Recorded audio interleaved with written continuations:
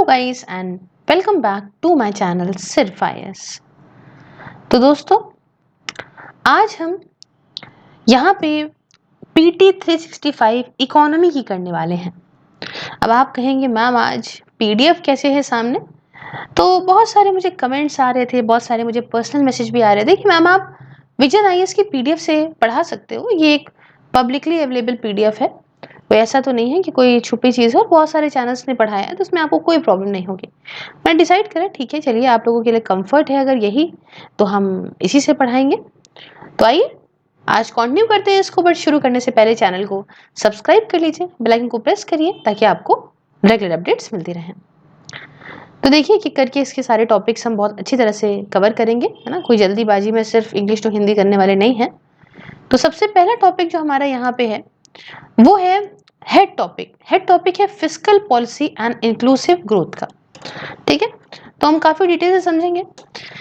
इसके अंदर जो पहला सब टॉपिक है वो है स्टेटस ऑफ गवर्नमेंट फाइनेंसेस का, कि आखिरकार सरकार के जो फाइनेंसेस है उनका क्या स्टेटस चल रहा है। तो आप कहेंगे ठीक है, अब इसके अंदर भी एक जो है मेन चीज है वो स्टेट फाइनेंसेस के बारे में। तो सबसे पहला जो न्यूज होती है वो होती है कि आखिरकार ये खबर न्यूज मतलब या आखिरकार चीज न्यूज में क्यों रही स्टेट फाइनेंसेस वाली। तो मामला ये हुआ कि जो रिजर्व बैंक ऑफ इंडिया है ना, आरबीआई, इसने रिलीज करी state finances a study of budgets of 21 to मतलब 2021-22 के लिए with theme coping with the pandemic a third tier dimension, अपनी एनुअल असेसमेंट रिपोर्ट में on the state government finances. तो इसलिए यहाँ आरबीआई ने ये सब रिलीज करा है और इसलिए आया है खबर में। तो इसकी रिपोर्ट के बारे में हम बहुत डिटेल से समझेंगे, बट उसके पहले थोड़ा बेसिक समझते हैं। बेसिक ये है कि आखिरकार आपके दिमाग में आता होगा कि भाई स्टेट जो गवर्नमेंट होती है, उसके पास कहाँ से रेवेन्यू आता है ना, कहाँ से उसके पास पैसा आता है राज्य की सरकारों के पास।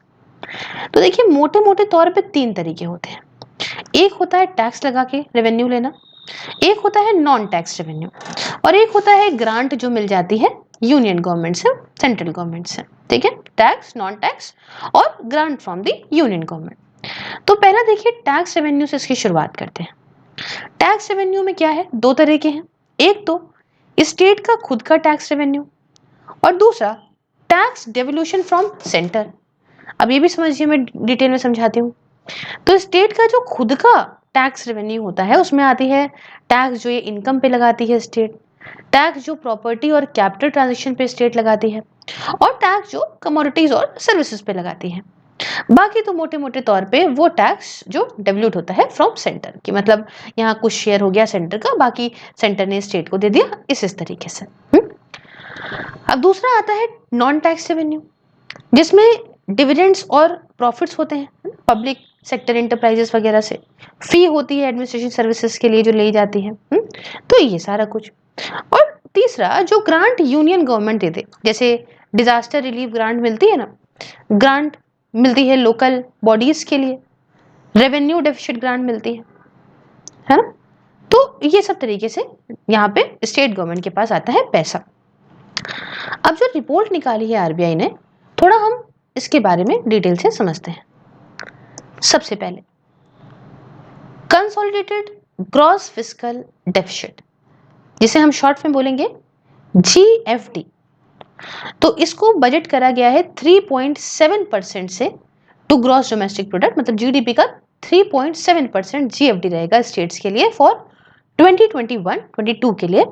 और ये इंप्रूवमेंट है 2020-21 से, क्योंकि उस समय 20-21 में ये 4.7 था, है ना, in the revise estimates of 2020-2021। अब दूसरा देखिए, कंबाइंड डेब्ट टू जीडीपी रेशियो जो स्टेट्स के लिए है वो 31% था at end March 2021, higher than 20% limit for states by 2022-23 जो रिकमेंड करी गई है by NK Singh committee for the FRBM review committee. अभी मैं इसके बारे में और अच्छे से समझाऊंगी। तीसरा लिखा हुआ है कि रेशियो जो interest payment to revenue receipt का है, increasing at a steady pace for last few years, बढ़ता जा रहा है। तो ये दिखाता है कि इरोजन ऑफ डेप्थ सस्टेनेबिलिटी, ये तो आप देख ही रहे हैं क्योंकि प्रॉब्लम्स इतनी ज्यादा आती जा रही हैं, तो ये दिखाएगा ही दिखाएगा इस तरह से। चौथा ये रिपोर्ट दिखाती है मार्केट बोरोइंग। देखिए लार्जेस्ट कंपोनेंट जो आउटस्टैंडिंग डेप्थ का है, ये माना जा रहा है कि ये 63% तक पहुंच जाएगा एंड मार्च 2022 में। उसके बाद पांचवी बात, जो शेयर है national small saving fund, loans from bank और फाइनेंशियल इंस्टीट्यूशन और पब्लिक अकाउंट का इन टोटल, ये आउट मतलब ये अगर देखा जाए तो in total outstanding liabilities of states, ये कम हुआ है पिछले कुछ सालों में।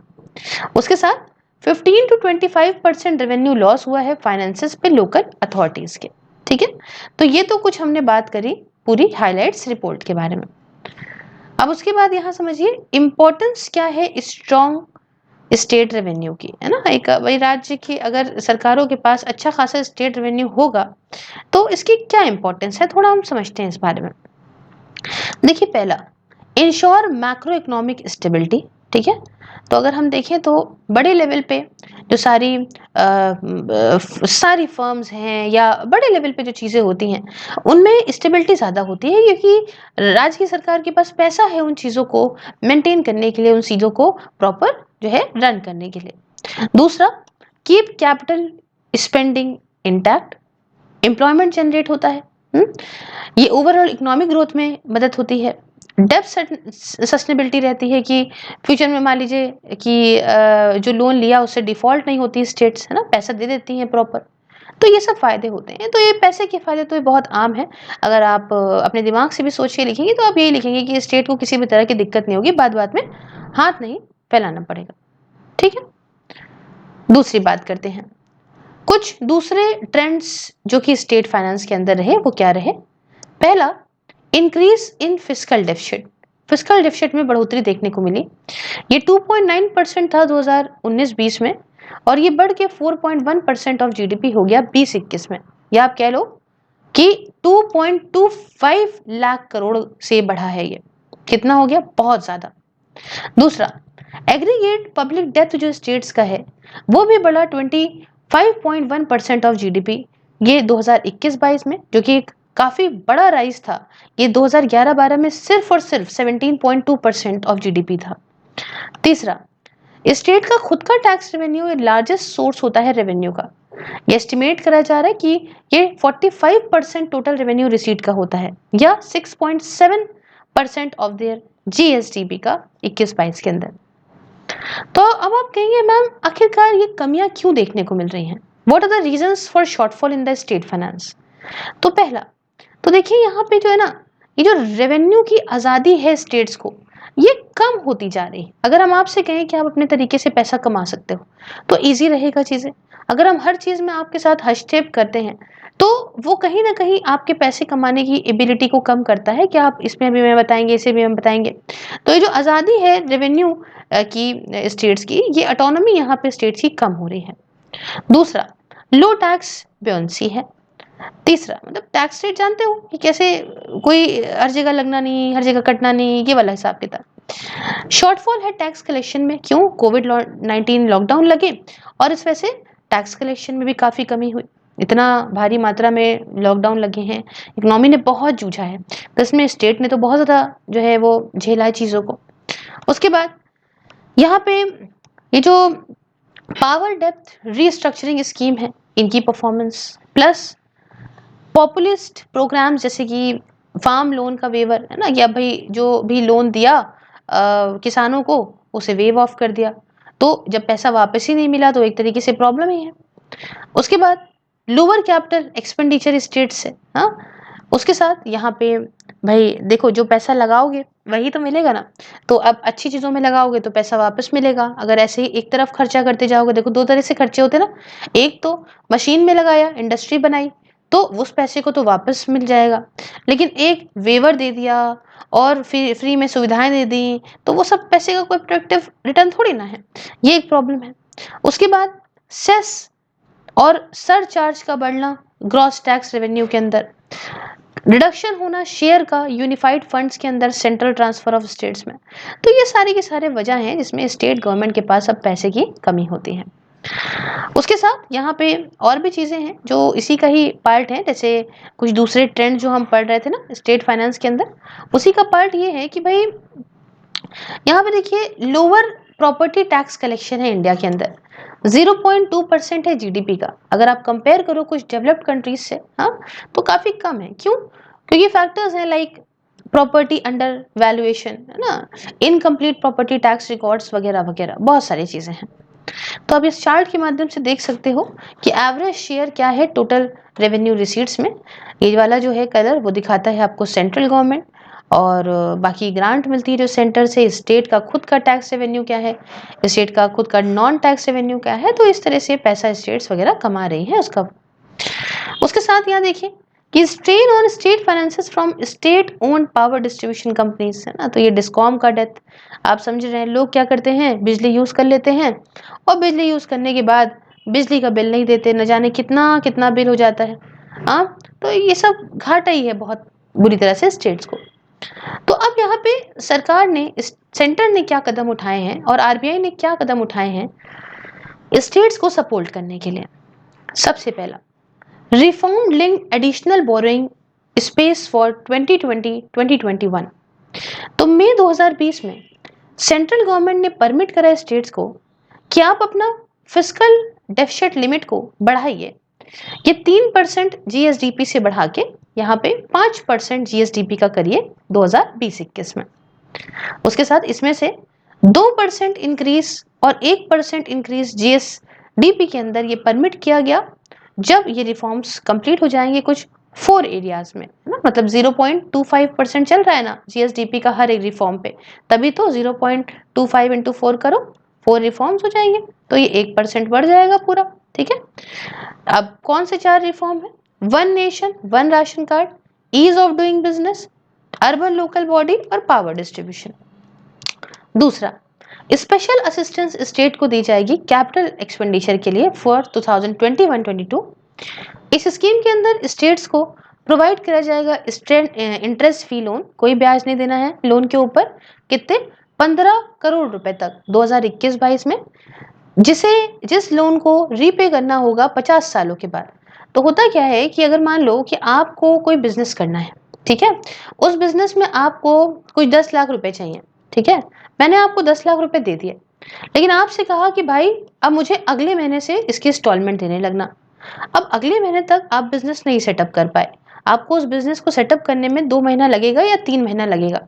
तो 3 महीने तक जो आप मुझे पैसा दोगे, उतना पैसा तो इस बिजनेस की जो इस अमाउंट 10 लाख में से कट जाएगा, तो आपका बिजनेस ही नहीं शुरू हो पाएगा। इसलिए सही तरीका ये है कि मैं आपसे 3 महीने बाद पैसे मांगू, हाँ, तब तो मामला सही है। तो इसलिए यहाँ पे कहा है कि हमें 15,000 करोड़ हम आपको देंगे और आपको ये 50 साल के बाद रीपे करना है, तब तक आप प्रॉपर इसमें कमाइए, आप जो पैसा है जो चीजें हैं लगा के अच्छे से कमाइए, आपके ऊपर कोई ब्याज वगैरह नहीं लगेगा। अब इसमें से भी 5,000 करोड़ के जो लोन है इन्हें इनमार्क किया गया स्टेट्स के लिए, which carry out disinvestment of state public sector enterprise या मोनेटाइजेशन या recycling of infrastructure asset. Health sector में सेंट्रल गवर्नमेंट ने करीब 80,000 करोड़ स्टेट गवर्नमेंट को रिलीज करा है under National Health Mission as grants. अब आरबीआई ने क्या कदम उठाए हैं वो भी समझ लीजिए। कुछ रिलैक्सेशंस परमिट करी गई हैं with regard to availment of overdraft facility, और वेज एंड मीज एडवांटेज की जो लिमिट है स्टेट्स की ये भी बढ़ा दी गई है। तो ये तो हमने यहाँ तक की बात करी। अब यहाँ देखिए बैलेंस ऑफ पेमेंट डिकोडेड, देखिए सीधा लिखा है, सीधा लेफ्ट साइड पे cyclical fluctuation, shortfall in export, rapid increase in population, structural changes in economy, natural calamities, international capital movement, है ना, ये इन्फ्लुएंस्ड है। और इसकी वजह से क्या हो सकता है, short term increase in boring हो सकती है, इंक्रीज इन इकोनॉमिक ग्रोथ है। लॉन्ग टर्म में देखा जाए inflation, lower standard of living. Short term में देखिए अगर तो भाई इंक्रीज इन डोमेस्टिक प्रोडक्शन या एम्प्लॉयमेंट, और लॉन्ग टर्म में देखिए तो कंट्री जो है वो डिपेंड कर सकती है एक्सपोर्ट ड्रिवन ग्रोथ, जैसे कि चाइना की तरह। तो ये हमने पूरी बात करी। अब हम नेक्स्ट टॉपिक की तरफ आएंगे दोस्तों, जो है गवर्नमेंट सिक्योरिटीज का। तो सबसे पहले यहाँ हम बात करते हैं ना, गवर्नमेंट सिक्योरिटीज को G-SEC बोलेंगे हिंदी में, सॉरी शॉर्ट फॉर्म में। अब आते हैं वाई इन न्यूज, क्यों रही गवर्नमेंट सिक्योरिटीज खबरों में। दोस्तों recently reserve Bank of India ने अलाउ करा स्मॉल रिटेल इन्वेस्टर्स को कि आप इन्वेस्ट करिए गवर्नमेंट सिक्योरिटीज में। कैसे? By opening guilt accounts with central bank under RBI retail direct schemes. तो हम इसको और अच्छे तरीके से समझेंगे, लेकिन सबसे पहले यहाँ पे G-SEC के बारे में, गवर्नमेंट सिक्योरिटीज के बारे में जान लेते हैं। ठीक है, देखिए दोस्तों, यहाँ पे दो तरह की गवर्नमेंट सिक्योरिटीज होती हैं, है ना। एक तो होती है शॉर्ट टर्म और दूसरी होती है लॉन्ग टर्म। ठीक है, तो शॉर्ट टर्म में आती हैं जैसे ट्रेजरी बिल्स हो गए with original maturities of less than 1 year, मतलब 1 साल से कम में ये मेच्योर हो जाएंगे, शॉर्ट टर्म। और लॉन्ग टर्म में ट्रेजरी बिल्स, इनकी ओरिजिनल मेच्योरिटी जो है 1 साल या 1 साल से ज्यादा होती है। तो आप कहेंगे मैम मुझे दो चीजों का मतलब नहीं समझ में आया, एक तो ये गिल्ट अकाउंट का बता दीजिए और एक ये ट्रेजरी बिल का मतलब बता दीजिए।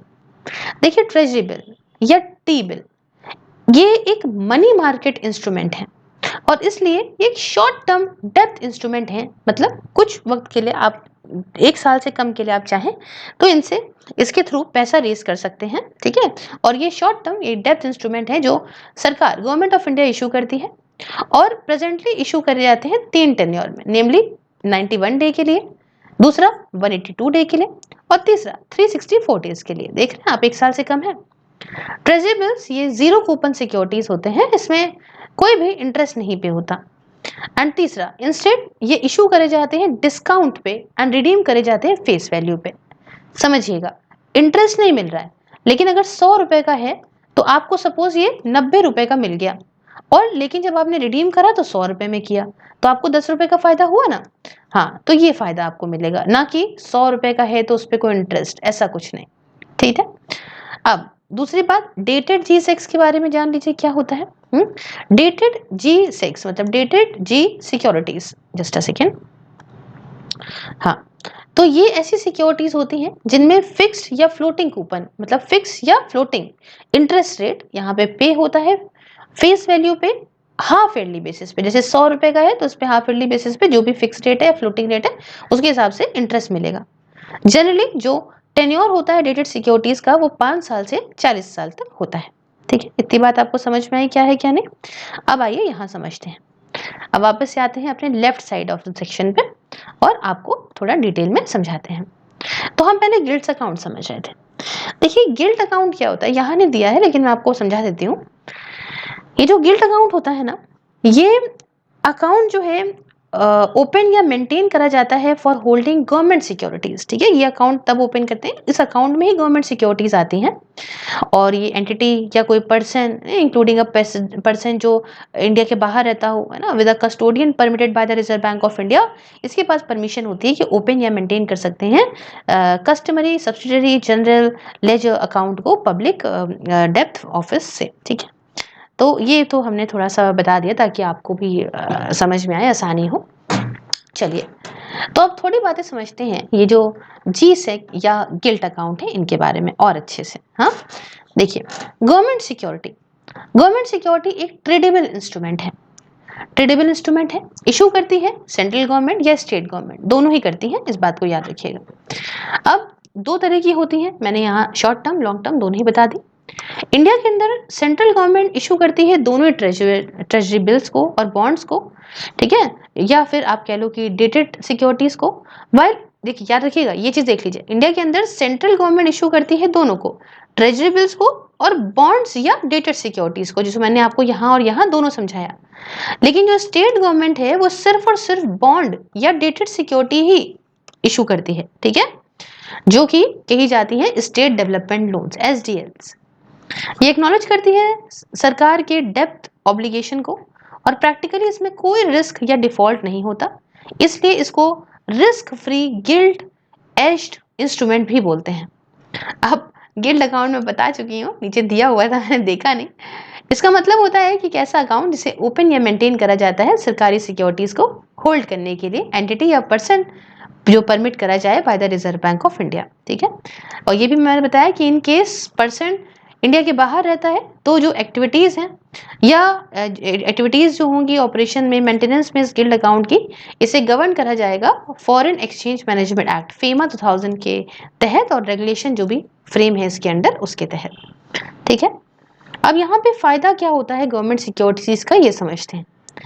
देखिए, गवर्नमेंट सिक्योरिटीज बहुत ही आसानी से आप सेकेंडरी मार्केट में बेच सकते हो ताकि कैश की जरूरतों को अपनी पूरी कर सको, और आप इसको कोलेट्रल के तौर पे भी, है ना, क्योंकि आप गिरवी रख सकते हो ताकि आपको अगर मान लीजिए पैसे की जरूरत है, बोरो फंड्स कर सकते हो इन द रेपो मार्केट। दूसरी बात कि इसमें अट्रैक्टिव यील्ड मिलती है आपको, है ना, कुछ जी सेक्स में, जैसे कि ये जो स्टेट वाले लोन्स होते हैं और स्पेशल सिक्योरिटी जैसे ऑयल बॉन्ड आपके पास है, उदय बॉन्ड आपके पास है, तो कुछ आपको बढ़िया पैसा मिल सकता है बदले में।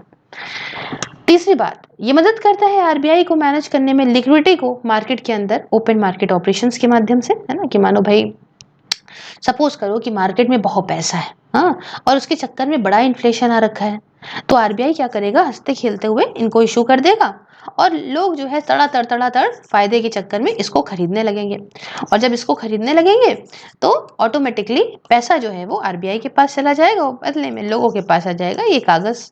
हाँ, तो फ्यूचर के लिए बड़ा अच्छा है। अब उसके बाद यहाँ देखिए, ये ऑफर करता है मैक्सिमम सेफ्टी को as they carry the sovereign commitment, अपनी मर्जी है। ठीक है, तो सेफ्टी बहुत बढ़िया है और सरकार भी कह रही है कि हमारा इस पे बैकअप है, तो इससे अच्छी क्या बात।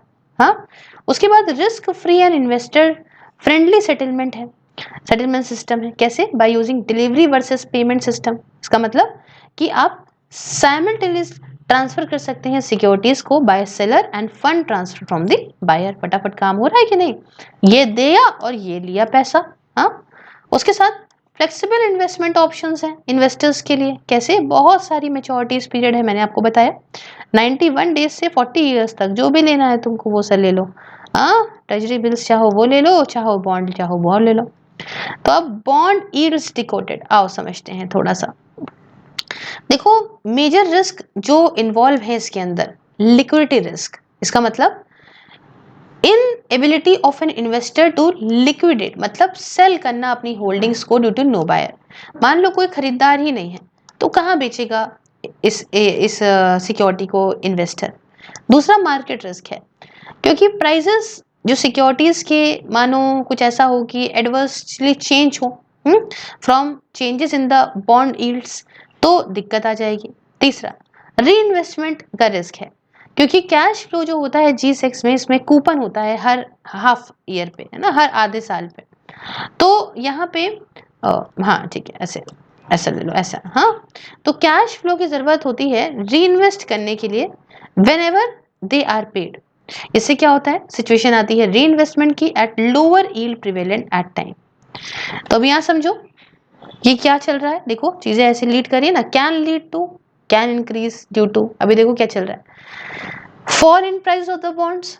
तो इससे क्या है, तो इससे क्या होगा कि मेकिंग इक्विटी इन्वेस्टमेंट अनअट्रैक्टिव। उसके बाद राइज इन द इंटरेस्ट या कूपन रेट, तो rise in the cost of capital हो जाएगी। उसके बाद स्पेकुलेशन ऑफ इकोनॉमिक रिकवरी, तो rise in the volatility of economy, और राइज इन इन्फ्लेशन। तो ये सब है ना, कैन इंक्रीज ड्यू टू, और उसके बाद कैन लीड टू क्या होगा, है ना। तो समझ लो ना, ये ऐसे मसला चलता रहेगा। अब उसके बाद ऑपरेशनल मैकेनिज्म क्या है जी सेक्स का इंडिया के अंदर। देख, कौन इशू करता है इसको, रिजर्व बैंक ऑफ इंडिया इसको इशू करता है, कंसल्टेशन लेता है गवर्नमेंट ऑफ इंडिया की। इशूइंग प्लेटफॉर्म क्या है, कहाँ कहाँ मिलेगी, ई कुबेर पे मिलेगी, core banking solution platform of RBI for G secs auctions, यहाँ मिलेगी। और सारे जो नॉन ई कुबेर हैं, इसमें non schedule urban cooperative banks हैं, ये सारे पार्टिसिपेट कर सकते हैं प्राइमरी ऑक्शन में शेड्यूल कमर्शियल बैंक या प्राइमरी डीलर्स के माध्यम से, जिन्हें प्राइमरी मेंबर्स भी कहते हैं। क्लियरिंग एजेंसी क्या है, clearing corporation of India limited, ये एक सेंट्रल काउंटर पार्टी के तौर पे काम करती है। इसका मतलब ये एक एक्ट करती है seller to buyer and buyer to seller के तौर पे एक्चुअल ट्रांजैक्शन के टाइम। रिसेंट इनिशिएटिव क्या है जी सेक्स को लेके और उनका इम्पैक्ट या पोटेंशियल इम्पैक्ट क्या है, तो हम यहाँ समझते हैं इसके अंदर। देखिए सबसे पहले इनिशिएटिव देखते हैं। रिजर्व बैंक ऑफ इंडिया ने, जो Reserve Bank of India retail direct scheme है इंडिविजुअल इन्वेस्टर्स के लिए, to bid in primary auction, ताकि ये प्राइमरी ऑक्शन पे बिड कर सके और बाय या सेल कर सके गवर्नमेंट बॉन्ड्स को। बॉन्ड जो ऑफर में है वो गवर्नमेंट सिक्योरिटीज हैं, एसडीएल्स हैं और सोवरेन गोल्ड बॉन्ड्स हैं। कोई भी फीस नहीं ली जाएगी किसी भी सर्विसेज के लिए जो स्कीम के तहत प्रोवाइड की जा रही है। इम्पैक्ट या पोटेंशियल इम्पैक्ट क्या होगा? इन्वेस्टर बेस बढ़ेगा, एडिशनल इन्वेस्टमेंट रेवेन्यू आएगा रिटेल इन्वेस्टर्स के लिए, फाइनेंशियलाइज होगा डोमेस्टिक सेविंग्स, जो है जो सेव करके बैठे हैं इससे सब खरीद लो। But unlike small saving scheme जो कि यूनियन गवर्नमेंट की चलती हैं, जैसे पब्लिक प्रोविडेंट फंड या नेशनल सेविंग सर्टिफिकेट, यहाँ पे कोई भी स्पेशल टैक्स बेनिफिट इसके अंदर नहीं मिलता, या डायरेक्ट परचेज पे गवर्नमेंट बॉन्ड्स की। तो ये बात है। दूसरा इनिशिएटिव क्या है? दूसरा इनिशिएटिव है GSAP, that is government securities acquisition programme from RBI, जिसका एम है परचेज करना गवर्नमेंट सिक्योरिटीज को worth ₹1 lakh crore first quarter of financial year 2022 में। इससे क्या होगा? इससे इंश्योर होगा फाइनेंशियल स्टेबिलिटी एंड प्रिवेंट होगी क्राउडिंग आउट, डिक्लाइन होगा बॉन्ड यील्ड में, डिक्लाइन इन बॉन्ड यील्ड, ये एक फिलिप के तौर पे काम करेगी इक्विटीज मार्केट के लिए। तो ये देख रहे हैं आप, दोनों ही तरह से काम चल रहा है यहाँ पे। एक तरफ फायदा भी आपको बता रहे हैं, एक तरफ इम्पैक्ट क्या और हो सकता है ये भी बता रहे हैं। तीसरा इनिशिएटिव है लॉन्ग टर्म रेपो ऑपरेशंस का। तो ये जो आरबीआई के साथ में प्रोवाइड करेगा ये 1 to 3 ईयर मनी बैंक्स को at prevailing repo rate, accepting government securities with matching और हायर टेन्योर एज कोलैटरल। तो इससे क्या होगा? इससे ये होगा कि भाई लॉन्गर ड्यूरेशन फंड्स मिलेंगे बैंक को, अगर आप कंपेयर करते हो शॉर्ट टर्म लिक्विडिटी से, बाय लिक्विडिटी असेसमेंट फैसिलिटी और मार्जिनल स्टैंडिंग फैसिलिटी के माध्यम से। उसके साथ 1 साल या 3 साल के जो लोन होंगे बैंक को इंटरेस्ट फ्री रेट पे, वो सिमिलर होंगे वैसे ही जैसे interest rate similar to the overnight repo के जैसे होते हैं ना। रेपो रेट आप जानते होंगे वो, ये तो एक अलग ही कॉन्सेप्ट हो गया खुद में। Just a second. ओके, अब यहाँ पे जो नेक्स्ट इनिशिएटिव है वो कहता है भाई ऑपरेशन ट्विस्ट। ऑपरेशन ट्विस्ट है आरबीआई की तरफ से, इसका एम है ताकि हम यहाँ पे जो लॉन्ग टर्म बॉन्ड यील्ड है उसे यहाँ पे कम करें। ठीक है, from operation twist from RBI with aim to bring down long term bond yields with inverse relationship between bond prices and yields. Bond purchase from RBI pushes prices upwards, है ना। जो बॉन्ड परचेज करे जाएंगे RBI से, इससे price बढ़ेंगे और yield कम हो जाएगी नीचे। इम्पैक्ट क्या है? जो लोअर लॉन्गर टर्म यील्ड होगी इससे सेविंग्स कम डिजायरेबल बनेगी due to low interest rates, and इससे इकोनॉमी को बूस्ट मिलेगा by making loans for home vehicles etcetera less expensive. ठीक है, तो एक अच्छा इम्पैक्ट है। रेडिड न्यूज क्या है? रेडिड न्यूज गवर्नमेंट सिक्योरिटीज जल्द ही ज्वाइन करेंगी ग्लोबल बॉन्ड इंडेक्सेस को भी। ग्लोबल बॉन्ड इंडेक्स, इसके अंदर इन्वेस्टमेंट ग्रेड और गवर्नमेंट बॉन्ड्स आते हैं पूरे ही वर्ल्ड से, जिसका मैच्योरिटीज 1 साल से ज्यादा होता है। जीसेक, यही गवर्नमेंट सिक्योरिटीज, ये ट्रेडेबल इंस्ट्रूमेंट है जो राज्य की सरकार तथा सेंट्रल गवर्नमेंट जो है इशू करती है। ये एक्नॉलेज करता है गवर्नमेंट डेप्थ ऑब्लिगेशन को। G6 प्रैक्टिकली इसके अंदर कोई रिस्क नहीं होता डिफॉल्ट का, इसलिए इनको risk free gilt edge instrument भी बोलते हैं। फायदा क्या होगा यहाँ पे ग्लोबल बॉन्ड इंडिसेस को ज्वाइन करने का? देखिए, इससे फॉरेन इनफ्लो यहाँ पे अट्रैक्ट होता है डेप्थ मार्केट में, प्रेशर कम होता है कमर्शियल बैंक से, और ताकि to absorb government bonds, and एक अच्छी गुडविल बनती है इंडियन बॉन्ड मार्केट की। दूसरा, स्ट्रेंथ और स्टेबिलिटी देता है आईएनआर को, अपने इंडियन रुपी को, और सरकार को मदद करता है अपनी मार्केट बोरिंग प्रोग्राम में। अब यहाँ आप ओनरशिप देख सकते हैं इंडियन गवर्नमेंट बॉन्ड्स की अक्रॉस द क्री होल्डर्स। ठीक है, दूसरे कितना रखते हैं, फॉरेन इन्वेस्टर इतना रखते हैं, है ना। ये सब आप उससे चार्ट की मदद से, इंश्योरेंस में इतना है, कमर्शियल बैंक के पास इतना है, और आगे। अब यहाँ पे आता है हमारा नेक्स्ट टॉपिक टैक्सेशन का। ठीक है, थोड़ा सा 3 टॉपिक करके करेंगे, बहुत ज़्यादा नहीं करेंगे ताकि वीडियो बहुत भी लंबा ना हो। इकोनॉमी का तो ऐसे ही बहुत बोरिंग हो जाता है। टैक्सेशन की बात करते हैं तो सबसे पहला आता है रेट्रोस्पेक्टिव टैक्सेशन। क्यों रहा न्यूज में दोस्तों? रिसेंटली पार्लियामेंट लेकर आया टैक्सेशन लॉस अमेंडमेंट एक्ट 2021 ताकि अमेंड करे इनकम टैक्स एक्ट 1961 को और फाइनेंस एक्ट 2012 को, स्क्रैपिंग 2012 रेट्रोस्पेक्टिव टैक्स लॉ। तो आप कहेंगे बड़ा खतरनाक सा आपने मैडम बता दिया, ये रेट्रोस्पेक्टिव टैक्सेशन और इंडिया का एक्सपीरियंस क्या रहा है इसके साथ में, ये क्या है? देखिए, एक बैकवर्ड लुकिंग टैक्स है जिसे यूज करा जाता है नेशंस के द्वारा ताकि टैक्सेशन एनोमलीज को कम कर सकें। कैसे? नए और एडिशनल चार्ज यहाँ पे लगा के पास्ट ट्रांजैक्शन पे to overcome the misuse of legal loopholes by the company, है ना, ताकि जो लूप होल्स का फायदा उठाती है ना कंपनी, तो इन सबको हम यहाँ पे क्या कर सके, इन सबको प्रॉपर जो है वो ओवरकम कर सके इन सारी चीजों को। दूसरा, ये अलाउ करता है देश को कि वो पास कर सके एक रूल टैक्सिंग मतलब टैक्स करने को लेके कुछ प्रोडक्ट्स पे, आइटम्स पे और सर्विसेज पे और डील्स पे, और चार्ज कर सकें कंपनीज को from a time behind the date on which the law is passed, है ना। जैसे मान लीजिए कि आज लॉ पास हुआ, उसके पहले से भी, है ना, उसके पहले की डेट से भी चार्ज कर सकते हैं हम कंपनीज को। मान लीजिए कोई पहले से कर रही हो ऐसी हरकत, तब इंडिया के अंदर इसको इंट्रोड्यूस 2012 में किया गया था। इसमें इनकम टैक्स डिपार्टमेंट को पावर दी गई थी कि आप टैक्स की डिमांड को बढ़ाइए कैपिटल गेन्स पे, जो कि इनडायरेक्ट ट्रांसफर ऑफ एसेट करके मिलता है लोकेटेड इन द इंडिया। अब देखिए क्या बदलाव लाए गए हैं टैक्सेशन लॉस अमेंडमेंट एक्ट 2021 में। देखिए, ये अमेंड करता है सेक्शन 9 आईटी एक्ट 1961 का, ताकि नलिफाई कर सके demand raised for indirect transfer of Indian asset made before 28 मई 2012, ठीक है, on fulfilment of specified condition, जैसे कि withdrawal of appeal, petition, arbitration, है ना, इस रिगार्ड में रिफंड जो किसी भी अमाउंट का, जो refund of any amount paid in these cases without any interest, ठीक है, ये सेक्शन 244A के तहत आता है। और हालांकि जो ऑफ शोर ट्रांजेक्शन है, ठीक है, जिसमें इंडियन एसेट वगैरह भी आते हैं, जो एग्जीक्यूट हुए हैं आफ्टर 28 मई 2012, ये अभी भी टैक्सेबल रहेंगे क्योंकि यहाँ पे कोई भी रेट्रोस्पेक्टिव एप्लीकेशन लॉ की नहीं है।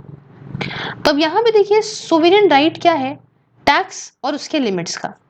देखिए, राइट टू टैक्स ये कोर सोवरेन पावर होती है।